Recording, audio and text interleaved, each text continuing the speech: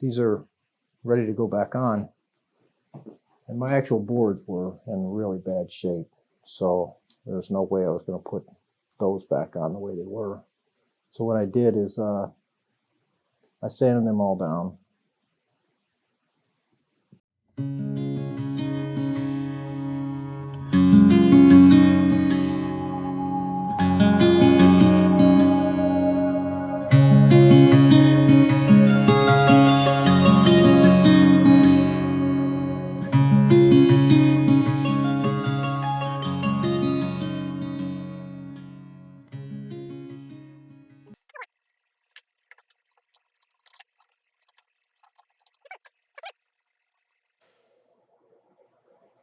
Try to get you a little closer so you can see it from this side.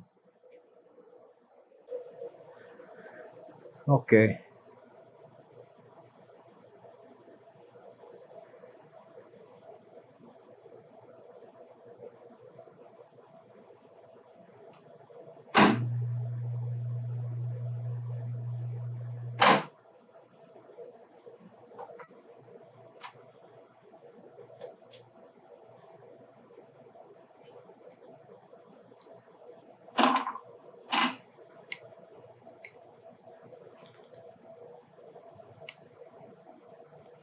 I think I have to turn it that way to pass this by. Yep, it'll hit. Over here it's fine. Okay, I don't think I want to make it any bigger. I think leave that dimension just how it is. Slow the feed rate down just a hair.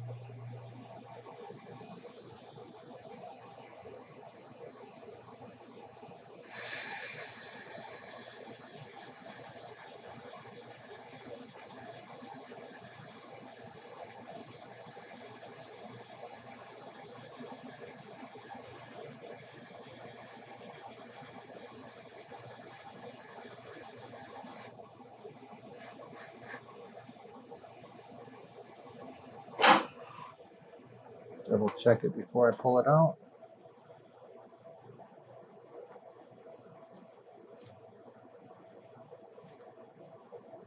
.461, 462 would be good.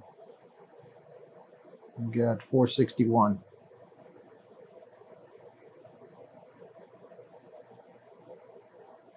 Let's check it. Should be the same.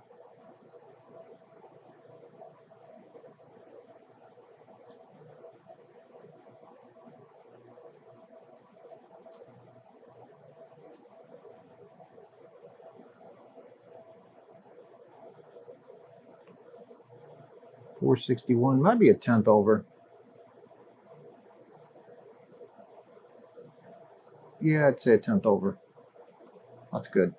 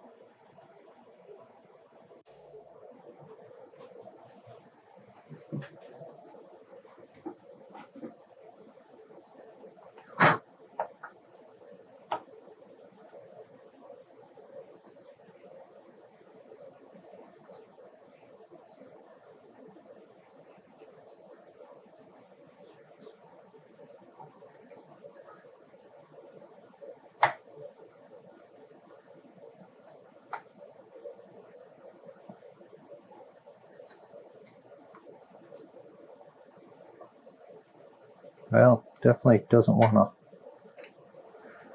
to start by hand. Chamfering that outer edge would have sure helped.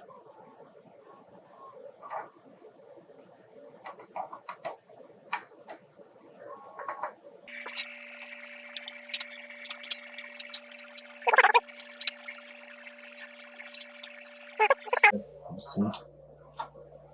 Yep, beautiful.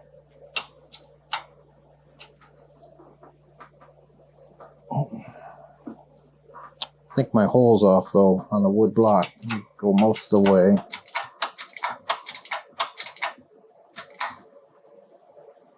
No, I got it.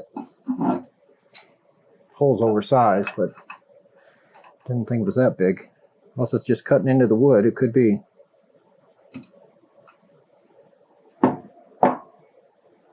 Yeah, I actually did dimple the wood a little bit. That's good though. It's all the way down. Well,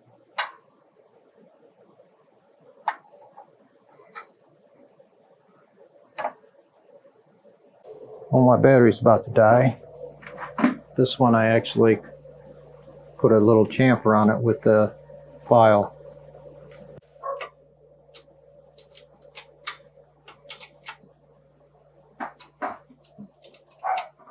There we go.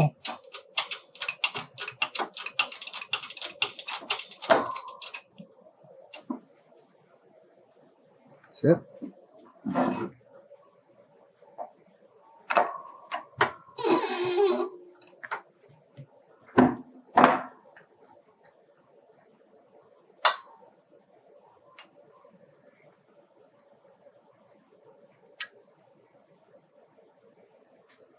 Okay, so it's going to be one more just like this, and then two others that the motors go on.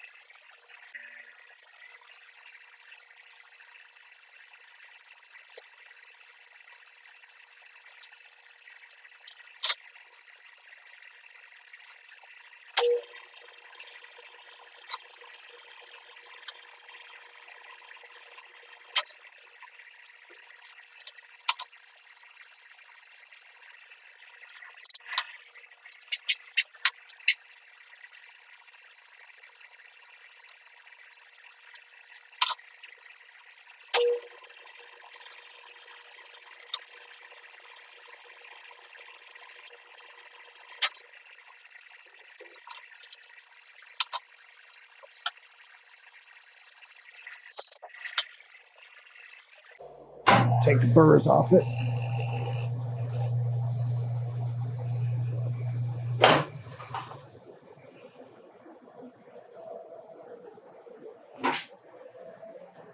Hopefully I don't have to run that tap back through it.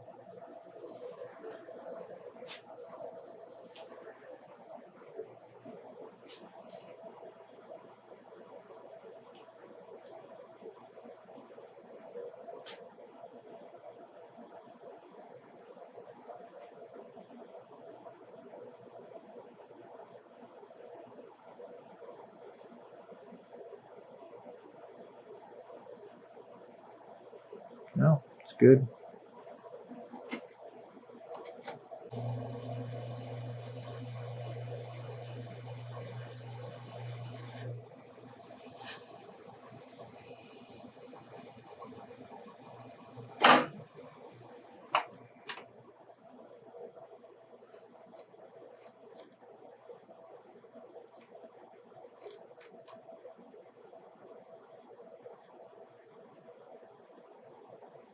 $462, nice.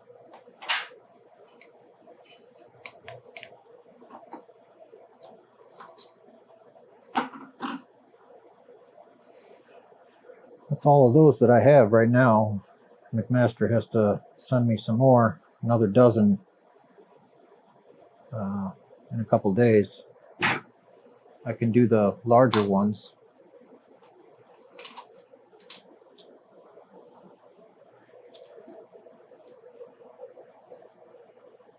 Some here. Okay, was having some issues naturally. Once I pressed these in, they did shrink in diameter. If you look at a bushing that's not pressed in,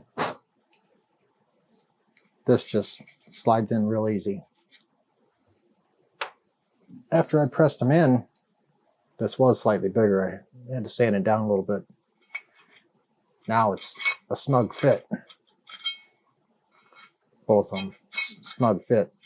So it shrank it several thousandths. I didn't measure it, but I'm sure it's at least 5 thou. So the they're definitely going to need to be reamed. That's okay though. I wanted them. I wanted to be able to ream them. I'll bring everything back in line, true everything up. What I did to help that with alignment, I have this piece now instead of this one here. This piece, also I'm limited on room, but slip fit on here. That'll go in here. And then this piece will actually go right into this slot here. So it'll help kind of line everything up and I won't be fumbling around so much. So I'm about to try it out. I can't see why it wouldn't work. I'll make sure I'm on my clearance hole on the wood. Let's shift it over just a little bit, back a little bit, put some pressure on it. Okay, it's got a little pressure. Get my hands out of the way. There it goes, started.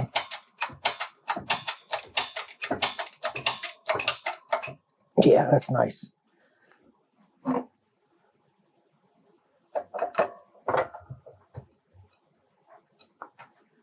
Okay. Oh, okay, there we go. Stuck inside here a little bit. That's good. Let's set up the next one.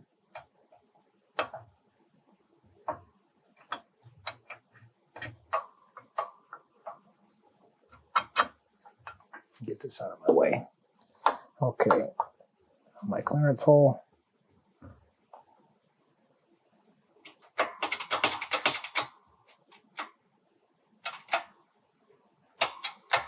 Yep.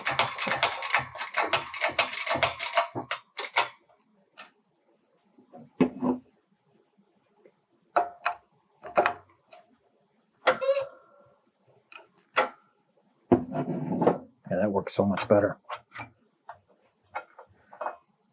And to show you, remember it was just slip fit. Now it's a much tighter tolerance. Yeah, won't even really go through here. But the reamer is going to take care of all that. And it'll get me right back to 375, 3/8. Okay.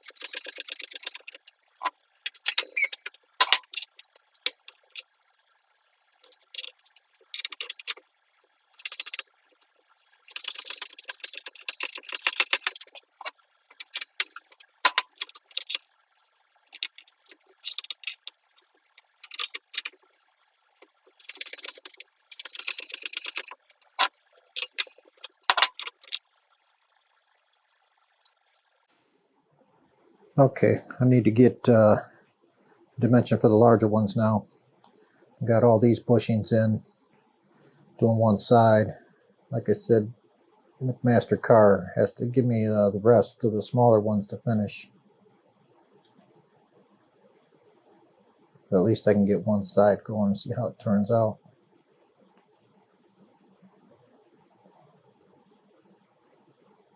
Okay, move over here.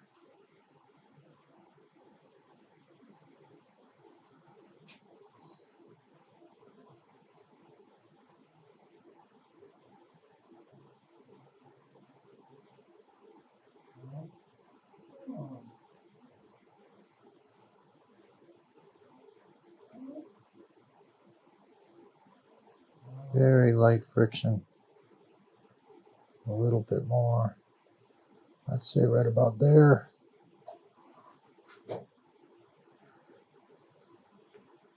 $709. Looks like $709 right on. Yeah, it is. Okay, let me take a dimension in 90 degrees from that.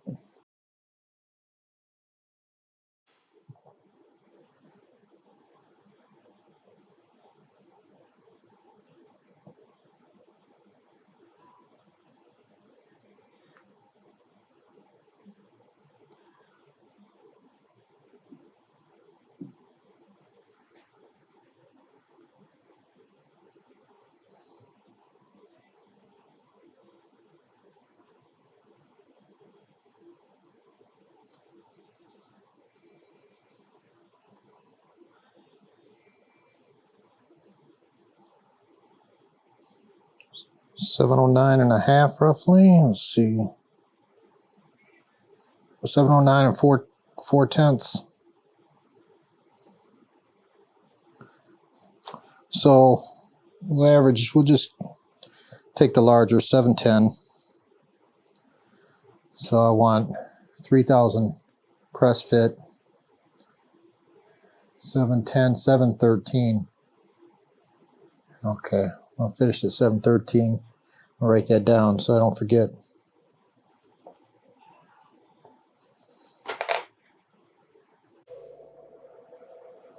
Okay, I'll be getting in your way. This is the larger arbor made.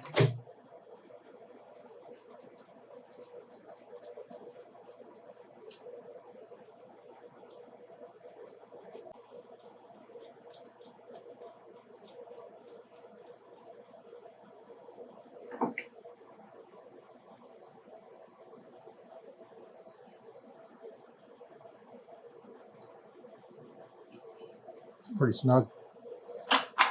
Okay, bring it in and just touch it, touch off.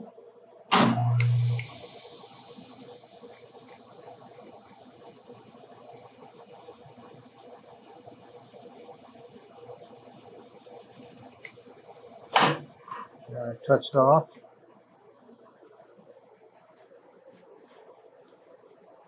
If I get up a little bit more, you can see the, there we go. See the DRO too. Okay, so these should have been 750. I'll double check that.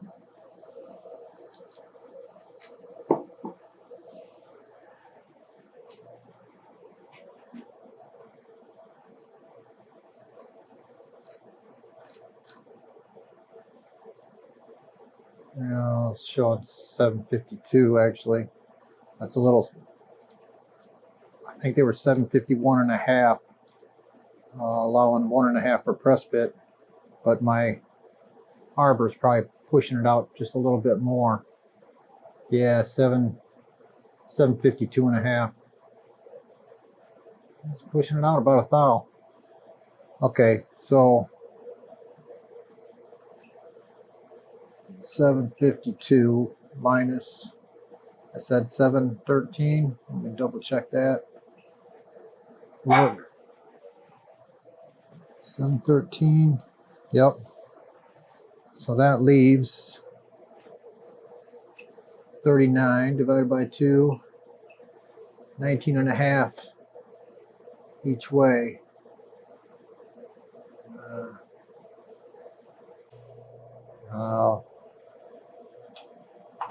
Take about 15 of that. Let's just go 10.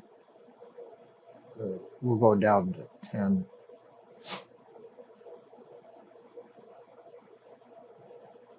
That would have been 9.5.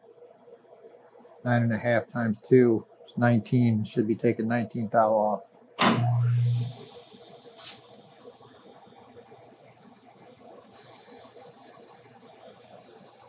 I don't have any extras of this, so I got 4 and I need 4. I need at least 2 for one side, so I don't really want to mess any up.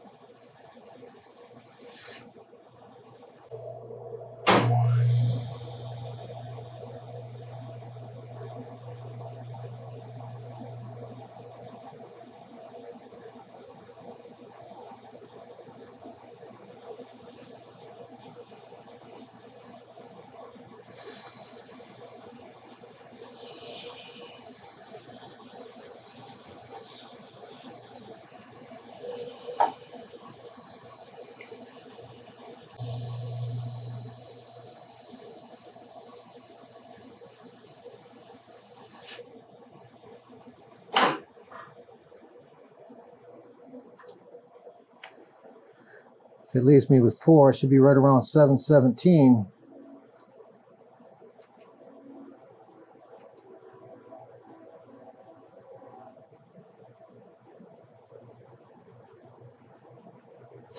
$717 and maybe 2/10. I want 713, so there's that 4 thou. So I'll come in another 2 thou.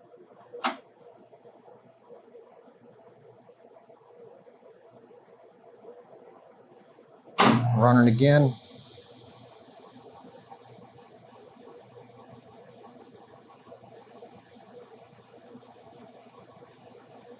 Oh, that's nice.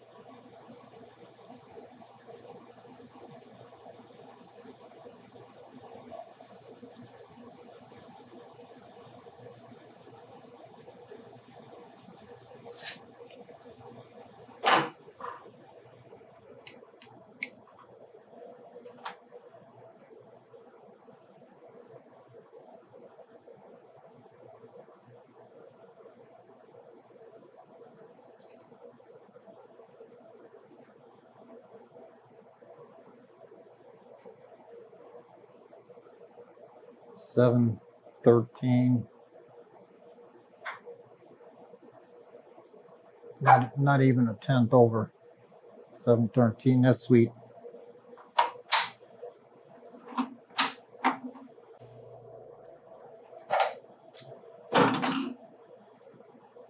Wonder. Yep. Good. Nicer than the last. You know, slip right over the bolt.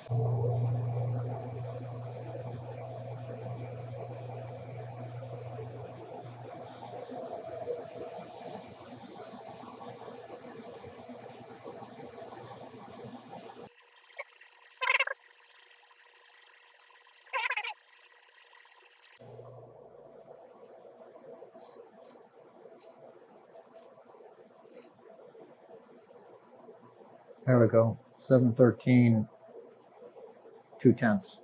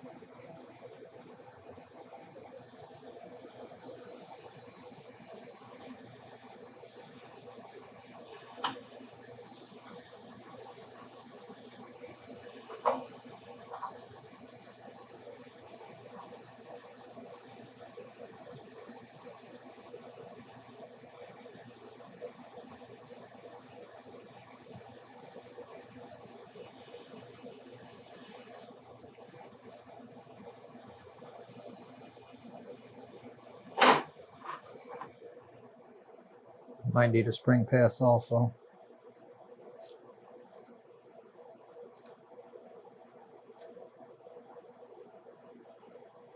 Yep, 714, just a hair under. I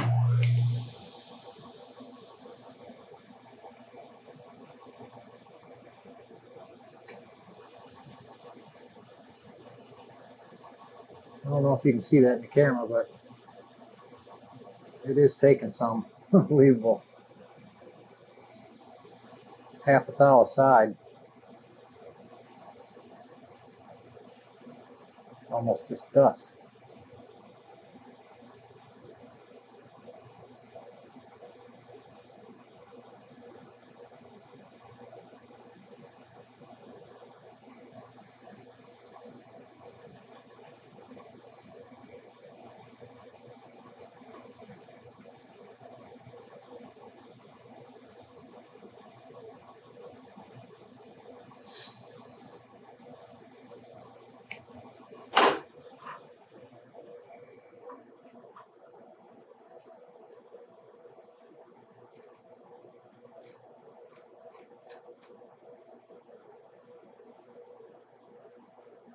$713 heavy.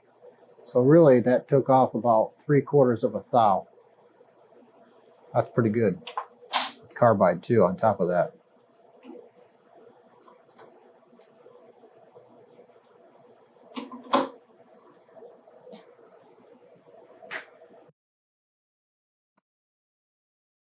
Audio here.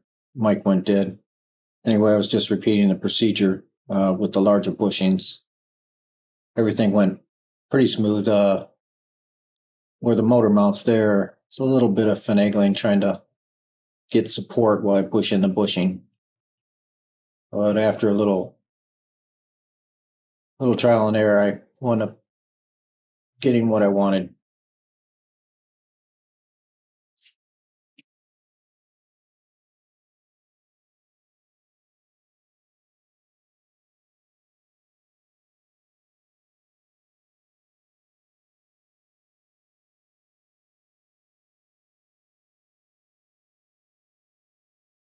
Okay, let's see how this goes.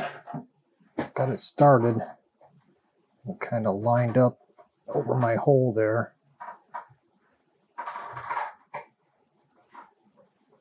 think this is going to probably take a little more than I can push with my finger.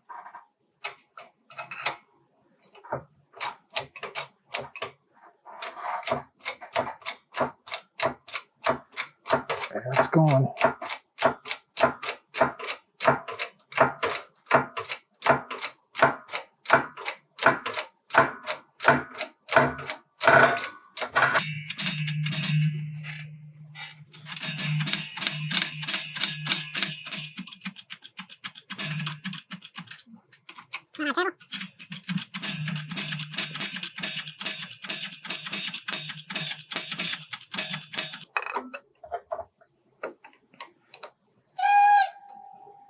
Yeah, let's see. I'm gonna have a lot of these, so I'm gonna move this up.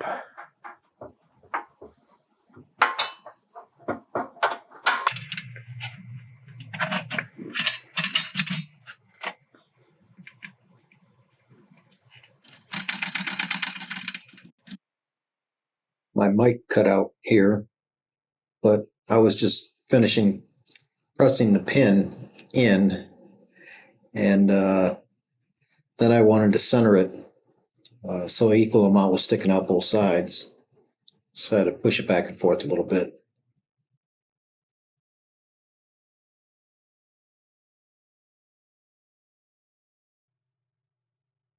After I was happy with it, I was checking the motion, and it seemed pretty good. No free play, no slop in it, but it moved real smooth. I mean, exceptionally smooth. Took only about 1 pound of force to move it, and I think it'll even loosen up a little bit as it's used. Okay, so thinking about this one here that has the hole through it for the rod. this one and this one, the front and the back, they have to be clocked in together because these holes in the rod are in line.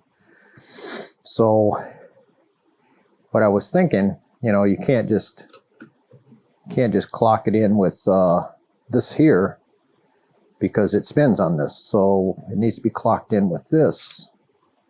So what I thought I'd do when I press it in, make sure that this hole is clocked in. I can eyeball it to where it's straight in line with this pin. So if I do that on both of them, once it goes in, it's going to be locked in that orientation straight across. When I reviewed my photos, for some reason, both of them are clocked in at a position either this way or this way. And that seems like that would be harder to figure out. So if I just line this up straight with this pin to here on both, I should be good. It should be okay.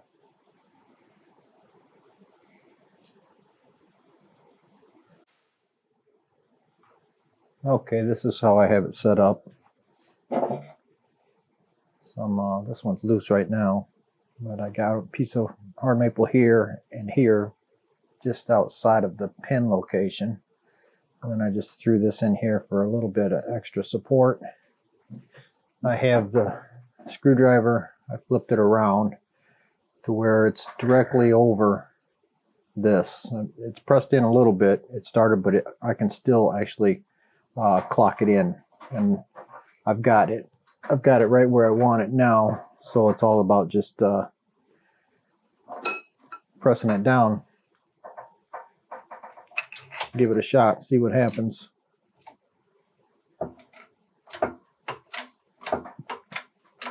Initially, it's quite easy.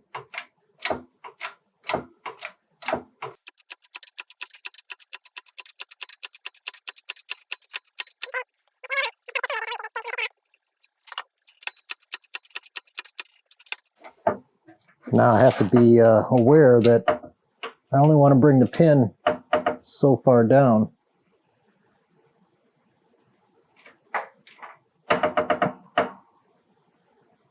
That went nicer than I thought it would. You can probably see in the video here, I got the pin has pushed this center section down to where it's resting on the bronze bushing here. So it needs to go back to the middle area. It's going to bring it back up about a 1/16. So I'm going to bring that pin to where it's a little bit more proud than the rest of them, because that'll come back up. But that looks good. Looks right in line too. It's amazing how much easier it went in with the pins all cleaned up and the parts all cleaned up.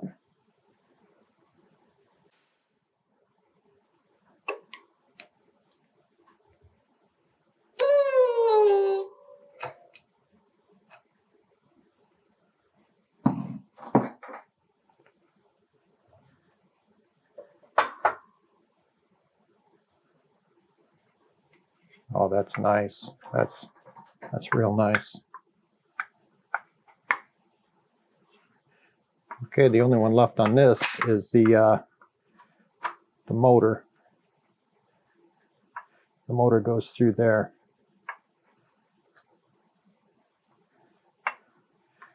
But yeah, that's nice and easy. This is nice and easy.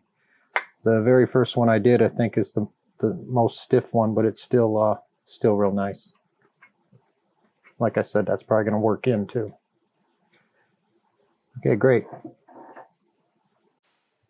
I just realized while setting up for this one that you can initially set these pins with just tapping them in with a hammer. That'll get you lined up, make things a little bit easier.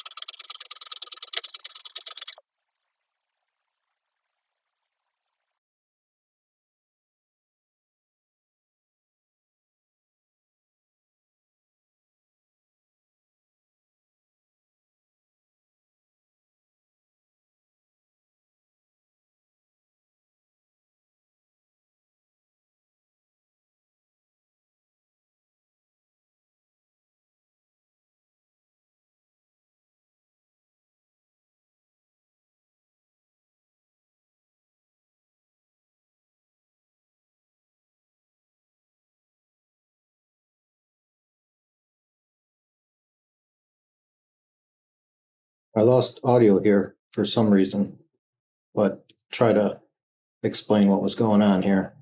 Obviously, I'm putting the motor in, trying to place the shaft through the bushings. It seems a little sticky, but really, I think I was fighting myself because once I got it a little ways in, it just dropped in. Here I made the little metal sleeves that went inside the rubber grommets.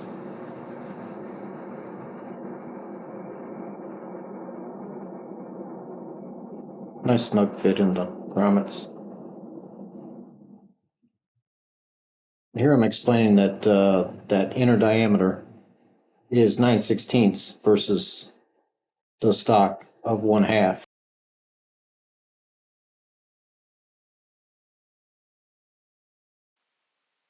That makes it a real tight fit.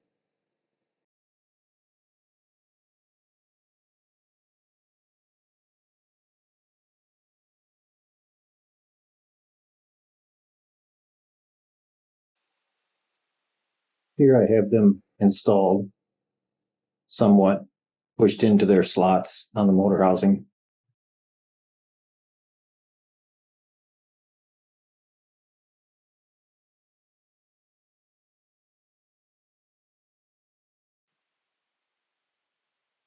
Here I'm trying to show that the grommets are a little bit oversized and it's making the hole a little bit out of alignment. All three holes are a little bit out of alignment, but it's pretty slight. And the rubber gives enough that once the motor is put in position, that the fasteners should, as long as I can get the fasteners started, the fasteners will hold the bushings into their respective areas.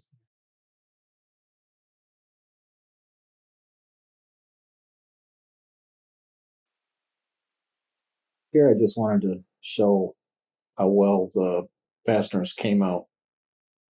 I probably tumbled them for, maybe 3 to 4 hours total over the entire day. I had to keep turning it off because the noise while I'm recording.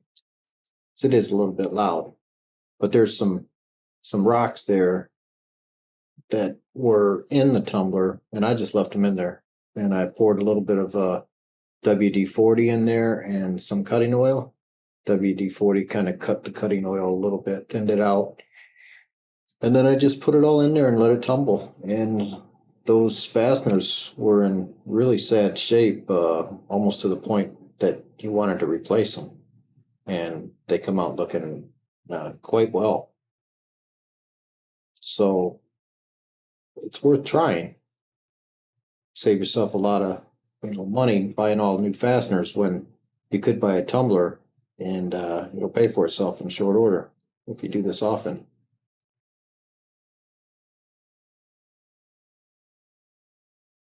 Starting the assembly here, trying to get the motor attached to the bracket. The motor slid all the way in, and I have some of the fasteners, at least one of them, in position.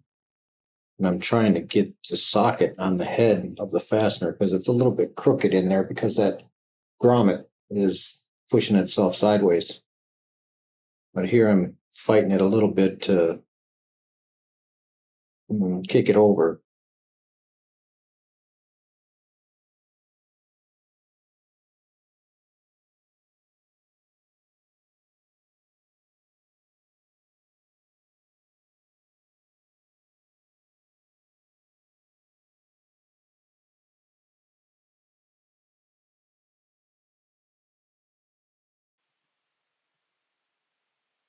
You put a little pressure on it as I turn the drill.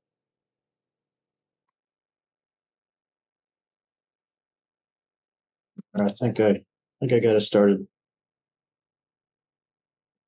Now there's two other ones, nut and bolt on these.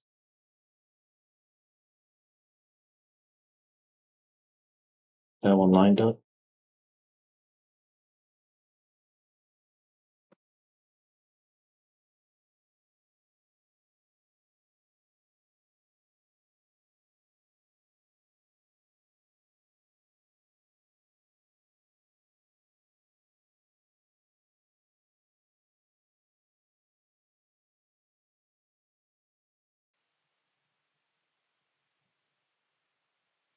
I have to thread that one in a little bit. Bushing is, or the grommet is still a little bit out of position.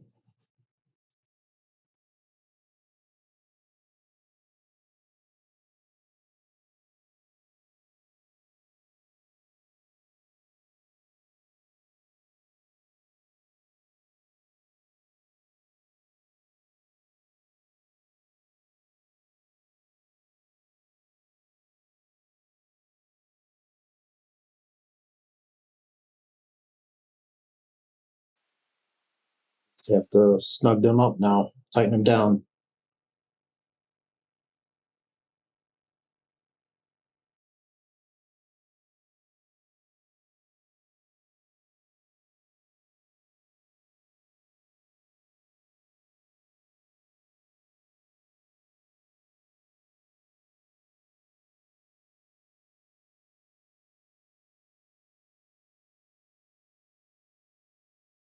Here I'm getting ready to put the wedge nut in there to lock the motor shaft to the mechanism. So tight squeeze there, so gotta get both hands at kind of position or get it in place, and then thread the bolt in through the top side.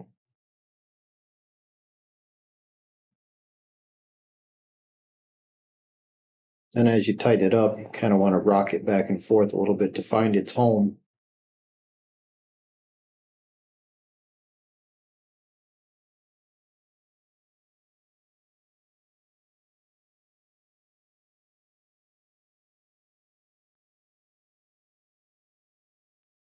I'm just checking to make sure that it's in the correct position, that it is lining up to the flats of that shaft.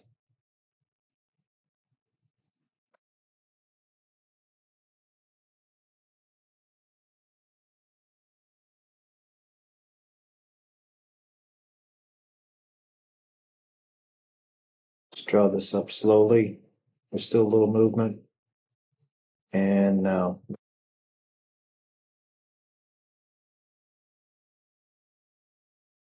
just want to tighten it up, snug it up by hand so I can feel it, feel the torque. All the free play's gone.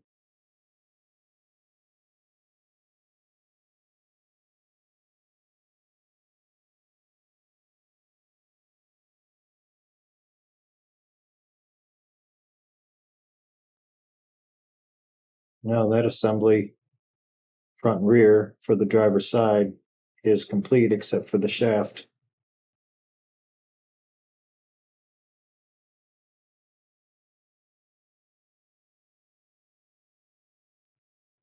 And I had to drill them out, so I have to find some hardware that I can use on these.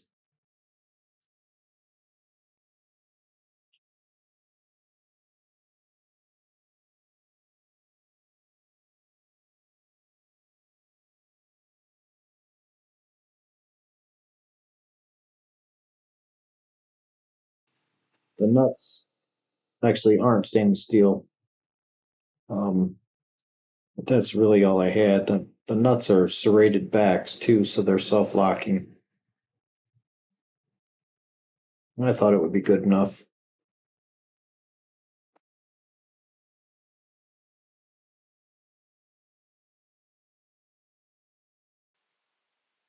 You can see on the right there that I have one nut and bolt installed, and I'm putting the left side on.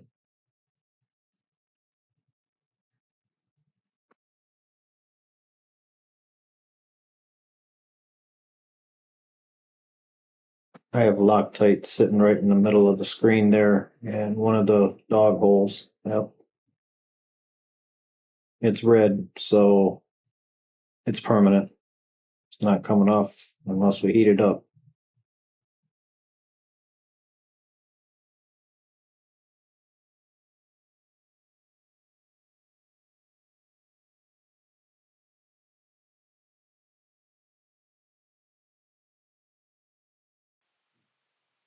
I don't even need a backing wrench really with those nuts, those serrated back nuts.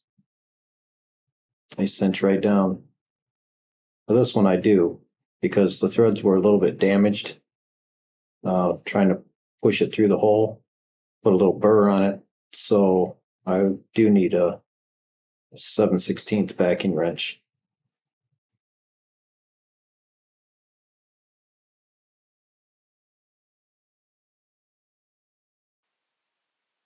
Here I got my battle gear on, hearing protection, respirator, and gloves. So I'm going to grind the excess bolt away.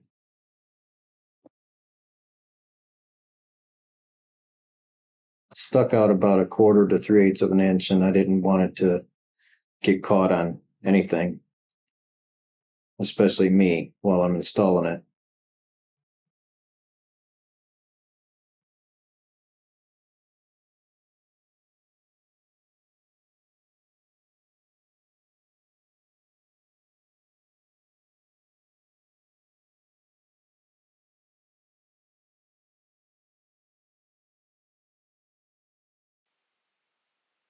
Here I'm changing the disc to a flap disc. I wanted to grind away any burrs left behind from the other grinding wheel, cutoff wheel.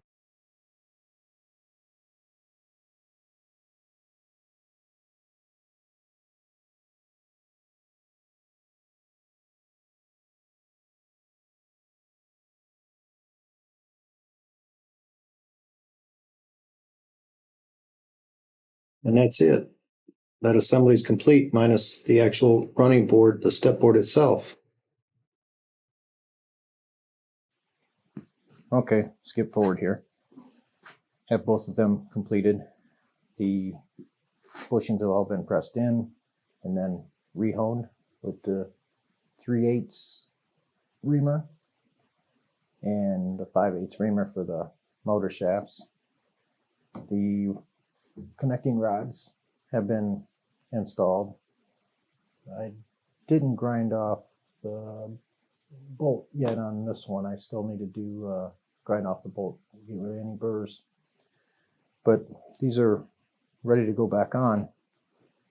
And my actual boards were in really bad shape, so there's no way I was going to put those back on the way they were.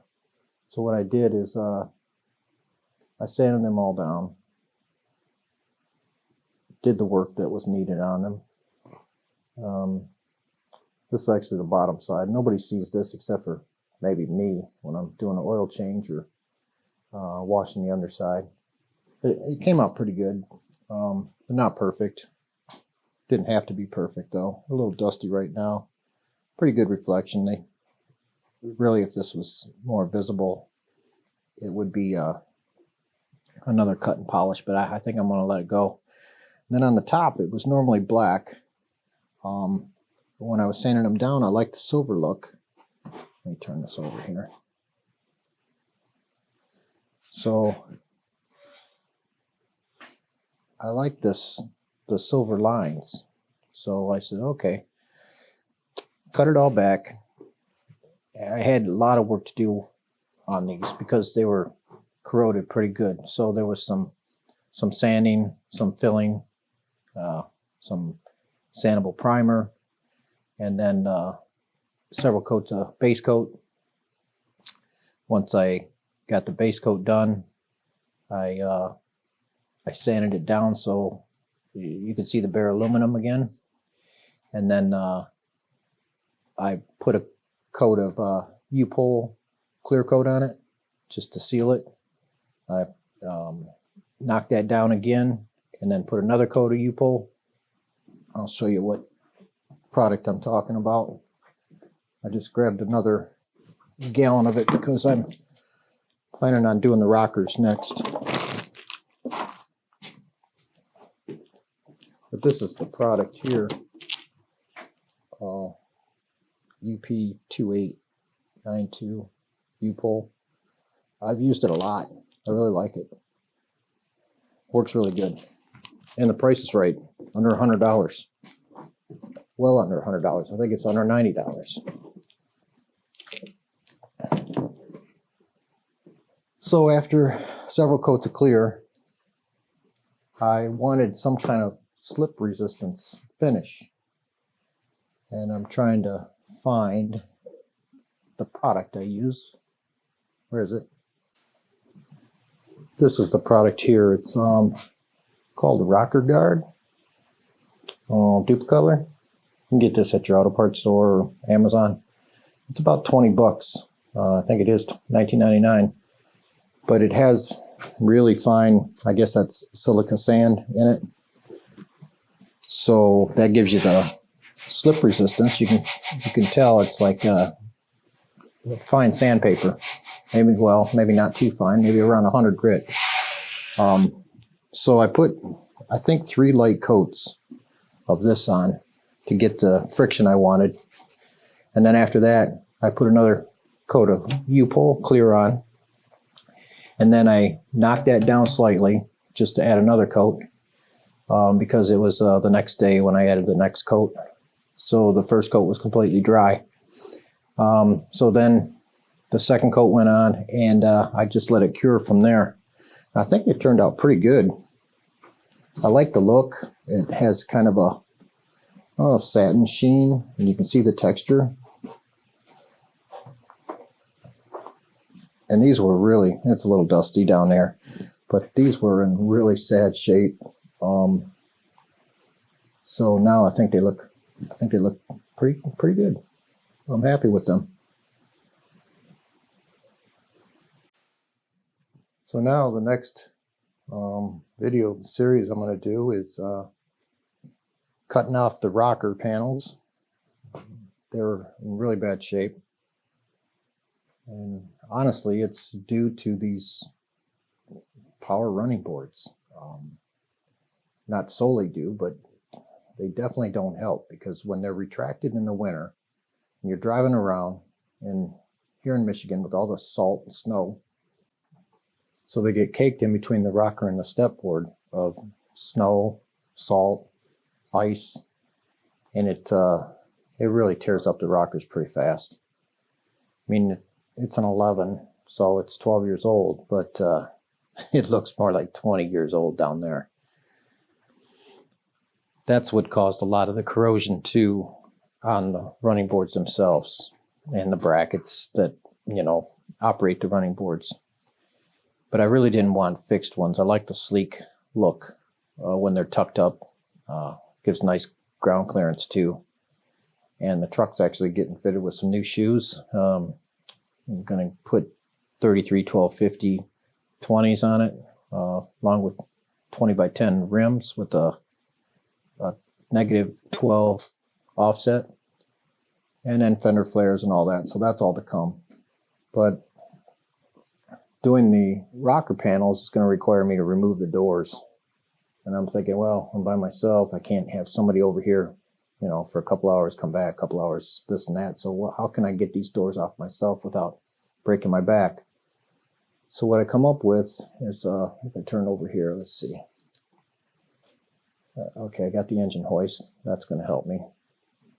But then I got a sort of cradle that I made out of just 2x4s. I think you can see that there. I'll get actually even a little closer.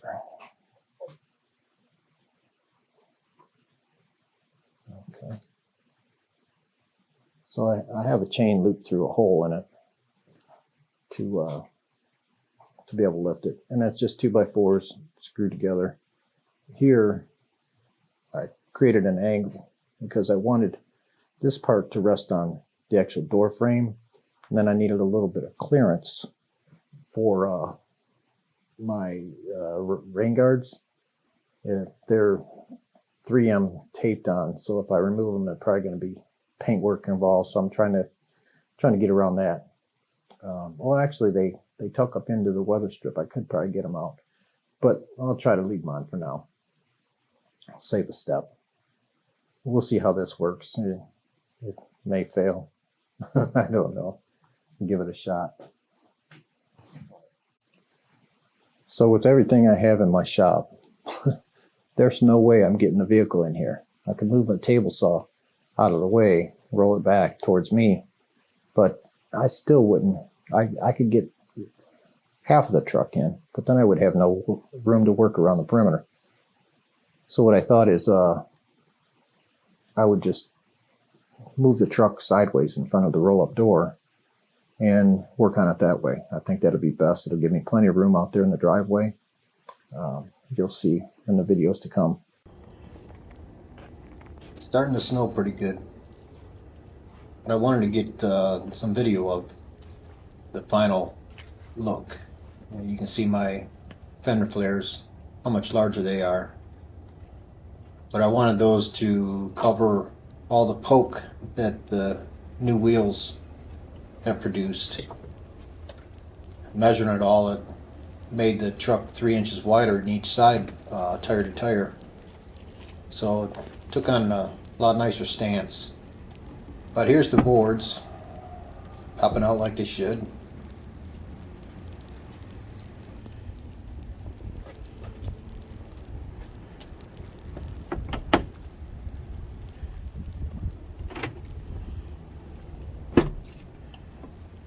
There you can see that it come out really well. You can't tell where I welded them in.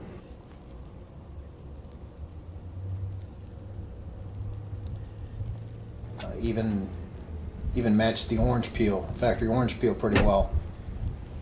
So little of it is actually seen though, so that helps. And I put those protectors on there also, just like that was originally on there. They really cut down on all that scratches from getting in and out. And underneath, I didn't grind the spot welds off of the driver's side, but I did the passenger side. I should have done the driver's side. You only see it when you're kneeling down. And here they come up, and then I'll show you the underside here. And it's all dirty.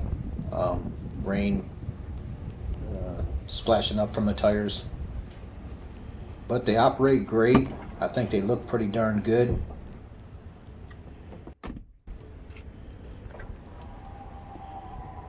Fender flares look good. Tires look good. I'm really happy with it. Or at least maybe it give you the courage to attempt this yourself. Alright, take care.